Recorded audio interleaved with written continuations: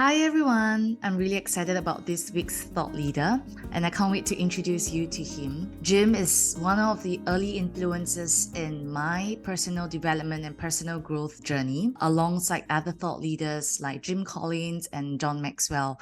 I was really inspired by him because, besides being a widely recognized world expert in brain performance, mental fitness, and memory improvement, Jim actually had a major brain injury when he was young, which left him with learning difficulties and challenges. But through that entire process, Jim created strategies to dramatically improve and enhance his cognitive performance.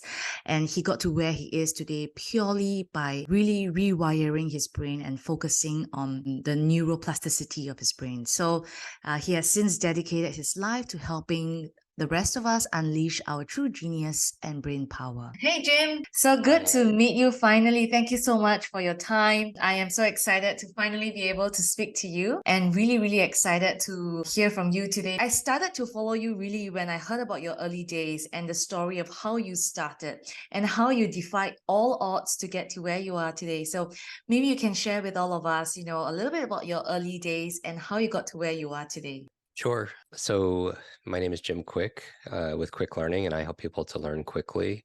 I'm based out of New York. Let's see, been doing this for over 30 years, teaching people how to use their brain effectively so they could learn faster, so they could lead, so they could have more vitality and focus and be able to solve problems so they could, have the life that they desire and they really deserve. My inspiration was my desperation. I had a childhood brain injury when I was 5 years old. I had learning difficulties because of it. And because I was put in those special challenges, those challenges led to change. And I really do believe with struggles, we have strength. People called me the kid with the broken brain growing up. And it was really hard. I'm the oldest of three siblings. I have a younger brother and younger sister. My parents immigrated from Asia here. My dad was 13. He had lost both his parents, didn't speak the language. We lived in the back of a laundromat that my mother worked at. So things were challenging, but any success that I've had, I really attribute to my parents. At the same time, when I was going through my learning difficulties as a child, I lost my grandmother to Alzheimer's. And that was very difficult to see her mind deteriorate. And so it made me fascinated about learning and brain health. And that's really why I do what I do. I want to help people have their brightest, best brain possible. So I believe you change your brain, you change your life, you change your brain, you could change your world. That everybody who's watching this right now, that if you're going through challenges, there's a quote in my book, Limitless, that says, life is the letter C between B and D. Life is C between B and D. B stands for birth, D stands for death, but life's C is choice. And I believe that these difficult times can distract us. These difficult times can diminish us, or these difficult times can develop us. We always decide, and we always have the choice. So every single morning you have a chance because you have a choice. And the things that we don't change, then we really choose. And so my words for everyone who's listening or watching is that you are stronger and smarter than you think. You always have the ability at any time to make a new decision. And one step in another direction can completely change your destination. And that's what's encouraging, no matter where you are in life, that you could take one new step in another direction and it changes where you end up.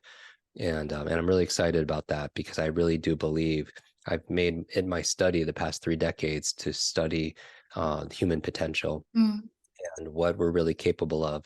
And I think most people who are listening to this, it's not like it was a long time ago where it was your brute strength. Today, it's our brain strength. It's not our muscle power, but today it's our mind power. And the faster you can learn, the faster you can earn. And I don't just mean financially. That's obvious. Knowledge today is not only power, knowledge is profit. But I mean all the areas of our life. The more you know, the better decisions you can make about the things that are important to you. And those decisions add up to big things. And so I just want to remind everyone wherever they are right now that every pro was once an amateur. Every expert was once a beginner, right? Little by little, a little becomes a lot over time. And so my passion with everything is showing people how to have their best brain. Here, I'm always wearing a brain on my shirt pointing to my head. If people see pictures of me with Elon Musk or Oprah Winfrey or whoever, Yeah. people ask how we connected. We bonded over books because you read to succeed. Yeah. If somebody has decades of experience and they put it into a book and you can sit down and read that book in a few days, you could download decades into days. And it's a huge advantage, and so I do believe, the commonality behind successful individuals is every single day they just want to improve a little bit. Mm. It's a little bit, even 1%, improving 1% a day compounded. It doesn't seem like a lot, but it really adds up, because if you do, let's see, 1.01 times 1.01, you just have 1% over and over again, over 365 days, you're about 37 times better, which Wow. is amazing, Yeah. and so, I want to encourage everybody, even when it's difficult, just to do a little bit more. And, Yeah. ask yourself, with your activities, is this good for my brain or is this bad for my brain? Is what I'm watching right now good for my brain or bad for my brain? Or the people I'm spending time with, is it good for my brain or bad for my brain?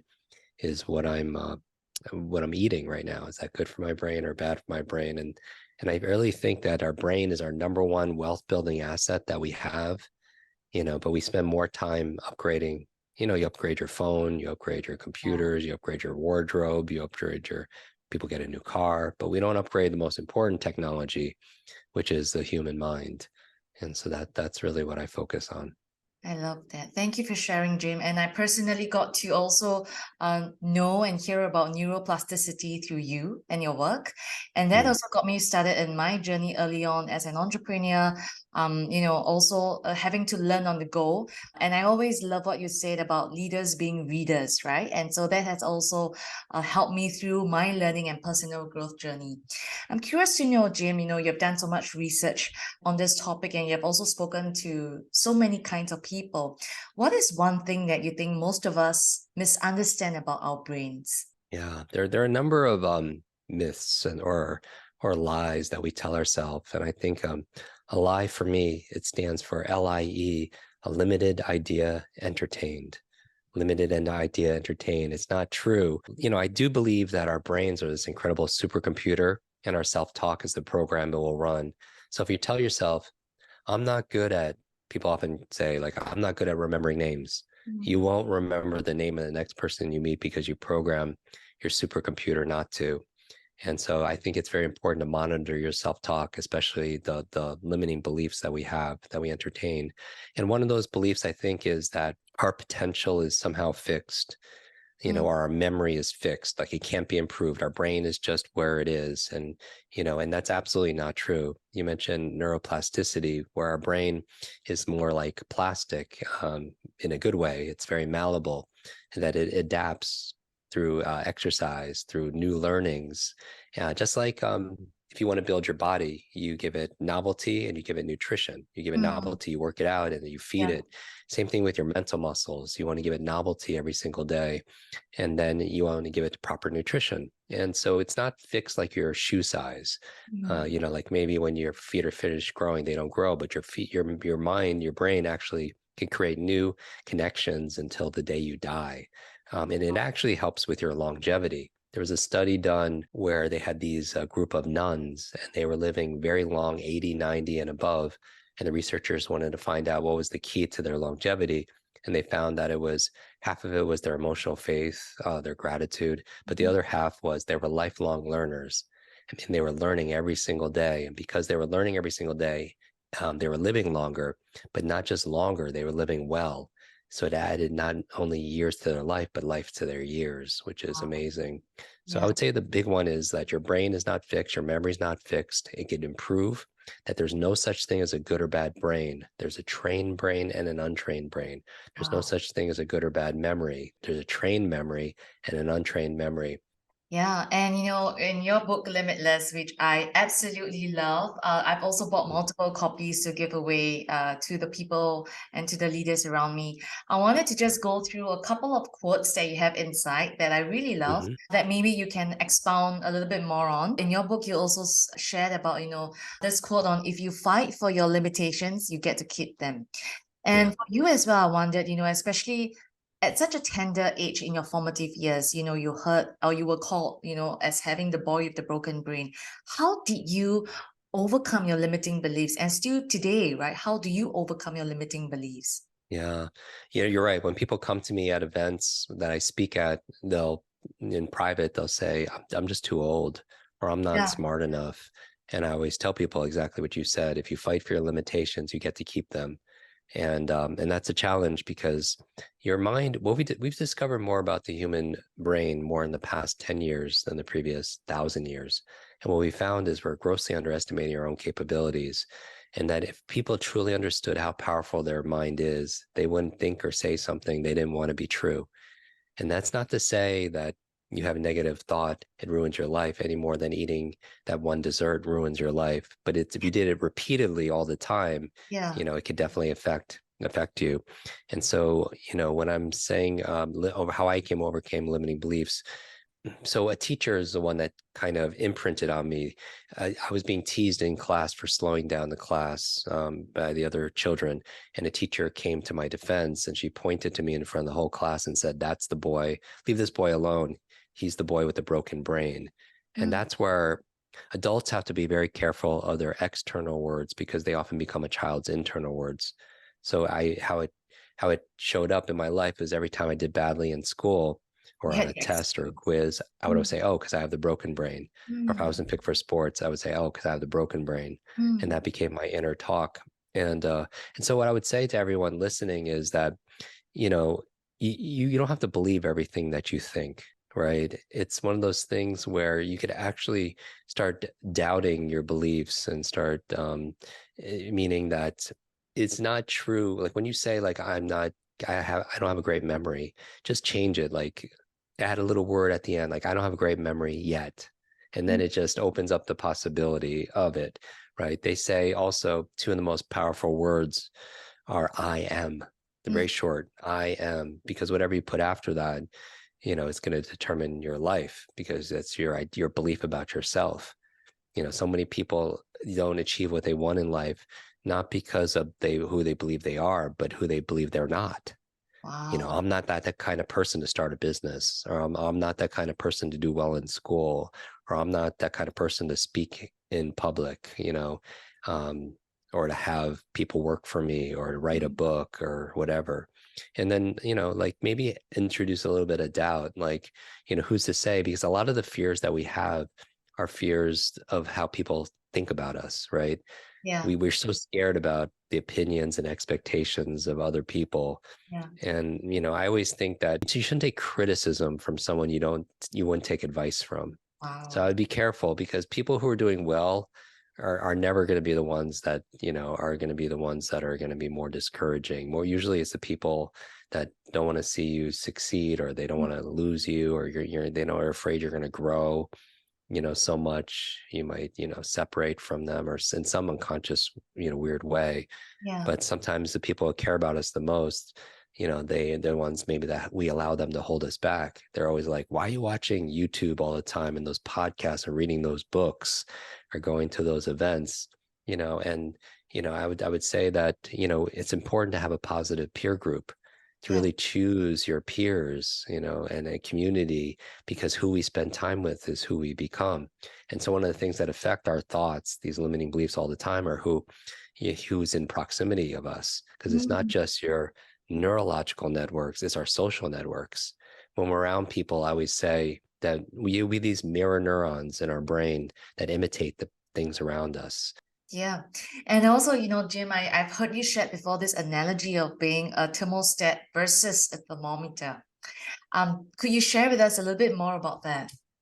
A thermostat and a thermometer. If there's a thermometer on the wall, a thermometer's only job is to react to the environment. It just reacts to whatever the temperature is of the environment. But, and sometimes human beings, we react to what's going on with government. We react to the weather. We react to how people treat us. But it's been my experience, studying human potential for the past few decades, is that the most successful and certainly the happiest people don't react as much as they are proactive. Meaning a thermostat doesn't react to the environment. A Yeah. thermostat gauges, it knows the temperature, but it sets the environment, it sets a temperature, and and then the environment reacts to it. And that's what leadership does, right? A leader, or a parent, or somebody who has influence and responsibility, they set a temperature, or a vision, or a goal, or Mm, KPI, or a mm. mission, and then they the environment reacts and responds to them. And so I feel like, Wow. more and more we have to realize that we are the pilot of our mind. We're not the passenger. Every single day we get to set that thermostat, of even things like, what we deserve in a relationship. You're Yeah. setting that standard out of a thermostat of how much you're worth, how much you deserve to make, in your career. And everything's going to always, all behavior is belief driven. So it's like, if you want a new result, relationship, health, vitality, money, whatever it is, you have to do new behavior. But in order to do that new behavior, you need a belief, that allows that behavior to happen. And so that's why I always think that having a growth mindset and having, more of a limitless mindset, that so many people shrink what's possible to fit their minds, when maybe we should expand our minds to fit all that's really possible. Yeah. And what do you think, Jim, then is one skill that, we need to master in the 21st century? I think the number one skill by far, like I know, without debate for me, is learning how to learn. Like imagine there was a genie, a magic genie could grant you any one wish, but only one wish. Mm, Most people would ask for more wishes, millions yeah. of wishes, right? Well, if I was your learning genie and I could help you learn any one subject or any one skill, become an expert at any one subject or skill, what would the equivalent be of asking for limitless wishes? It'd be learning how to learn. Because if Mm, you can learn how to learn, you have superpower. If you learn how to focus and concentrate and understand and read and retain, remember, implement, then you could apply that towards what? Everything. mm. Everything in your life gets easier. You could apply it towards medicine, money, Mandarin, martial arts, music. Everything gets easier if you can learn Anything. how to Yeah. learn. And so my mission, even when I wrote that book that you have, that you're giving away, is a book on how to learn. It's this art, and limitless is the art and science of learning how to learn, because that's what's truly limitless. There's no limit to our creativity. There's no limit to our imagination. There's no limit to our motivation, or there's no limit to our ability to solve problems. Mm. There's no limit. The sky's not the limit. Our minds are the limit. Yeah. I'm very curious to know what are a couple of daily habits that have been instrumental in, helping you Yeah. achieve a better life. Yeah, I mentioned that first you create your habits and then your habits create you, but most of us, we don't, universities say anywhere from 40 or more percent of our day is spent in habit, unconscious, doing things just out of our routine. And I think that when do we really thought about, what we're doing every single day? I'll mention a few things, Yeah. in terms of the things that are important to me. I think movement is so very important for the human brain. The primary reason you have a brain is to control how you move. But they say sitting is the new smoking, that if you just sit behind a computer all day, 8 hours, 9 hours, 10 hours a day, your body, when you move, their brain benefits. You create, when you move, something called brain derived neurotropic factors, BDNF, which is fertilizer for your brain for Wow. neuroplasticity. So even if you listen to, let's say, my book on audiobook, or we have a podcast that's only 10, 15 minutes. If you listen to it when you're working out, like going for something rhythmic, you're on a treadmill or going for a nice walk with the dogs, you'll actually retain the information and understand it better. So movement is really key. So I don't mean just working out 3 times a week. I mean taking brain breaks throughout the day just to do some calisthenics or some Tai Chi or some jump rope, just so you're not stagnant all day. And so I think movement is very important. I think the habit of sleep is a habit. So when we don't sleep, our brain doesn't act very well, right? It can't focus, it can't remember, it's hard to solve problems, it gets exhausted, you have brain fog.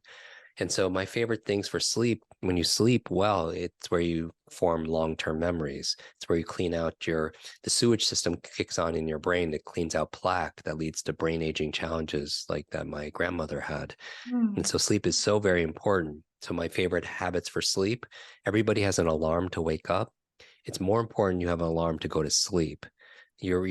For better sleep, your body and your brain, which is part of your body, it loves routines and staying on a schedule, even on the weekends and even on your days off, going to bed at the same time and waking up at the same time. I would also say one of the most important things is your melatonin production, that hormone that helps you relax, that tells you it's time to go to sleep. The trigger is two things. There's a lowering of two things. Like when we're hunter gatherers, we would know it was time to go to sleep because there would be a decrease in temperature and a decrease in light. Yeah. But we don't have that today. Today we have modern day thermostats that keep keep it a certain temperature, all day. So we don't get that trigger of coolness.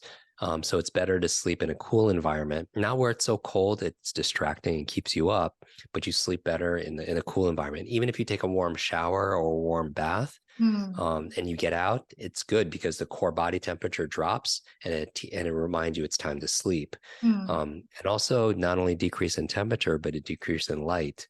So many people, they're on their devices late at night.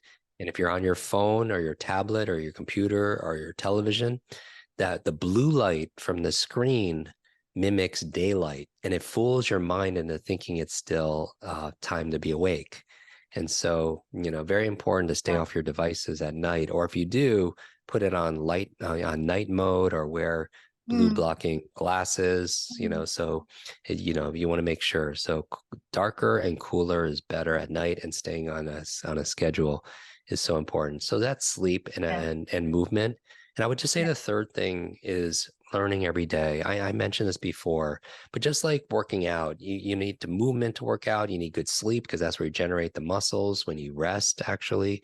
Same thing with your brain, when you move and you sleep, but you need to give it exercise. And so reading is to your mind what exercise is to your body. And I mentioned to you, people see me with these famous achievers. Books are everybody, you could tell a lot more about somebody's library, and the books that they have on the shelf. But you have to not just buy a book, you have to read it. A lot of people buy books and it sits on their shelf and they're unread, and it becomes shelf help, not self-help. And I would encourage everybody, if they take one thing away from this, is just read, even if it's just one page a day or one paragraph a day, right? Like the average person only reads one or two books a year. But if you could just read, our students read a book a week, that's 52 books a year. That gives you a PhD or a master's in any subject that you want, and again, it's so amazing that if somebody has 20, 30 years of experience they put into a book and you can read that in a few days, that's a huge advantage in life. It's a huge advantage in your work, huge advantage for parents, for their kids.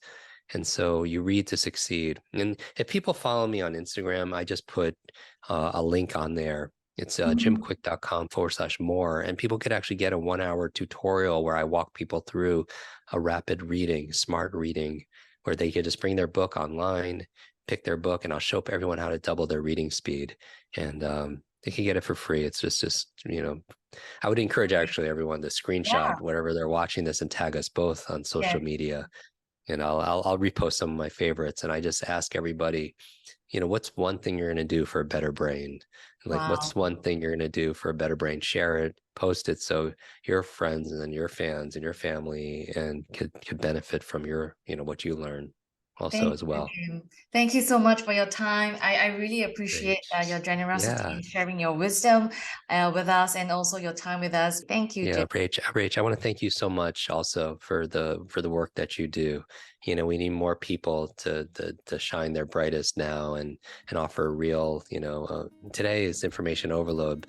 We're drowning information, but we're starving for that wisdom and the practicality. So really enjoy your conversations with Adam and a lot of other people. So thank you for the work you do. And I look forward to meeting everybody in person soon and seeing you and on social media. Yes, see you around. Thank you, Jim. Thank you so much. See you.